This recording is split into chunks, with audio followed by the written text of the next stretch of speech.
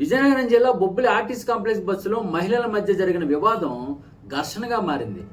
దాడితల్లి అమ్మవారి పండుగకు వైజాగ్ నుంచి బొబ్బిలి వచ్చిన వారు బొబ్బిలి నుంచి తిరుగు ప్రయాణంలో ఉండగా ఈ ఘటన చోటు చేసుకుంది. మాట వాగ్వాదం కాస్త భౌతిక దాడులకు దారితీసింది.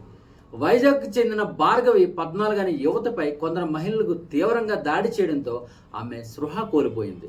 వెంటనే స్థానికులు ఆమెను ప్రభుత్వ ఆసుపత్రికి తరలించారు. యువతి పరిస్థితి గమనించిన డాక్టర్లు మెరుగైన వైద్యం కోసం విజయనగరం రిఫర్ చేశారు.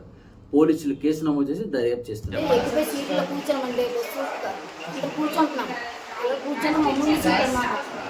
పాప ఇచ్చి బ్యాగ్ అందించిందంటే పాపకే అందించి చిన్న తగిలిందని మా పెద్ద పాప పటాలు కొట్టింది.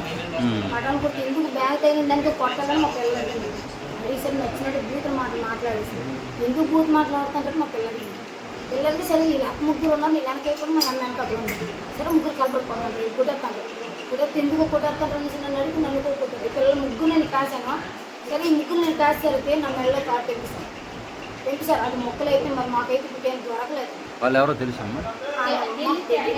వాళ్ళు పారిపోయారు తెలుస్తుంది. ఇంకెక్కడమే కదా వాళ్ళు ఎప్పటి నుంచి మమ్మల్ని కనిపెట్టుకున్నారు మాకు తెలియదు.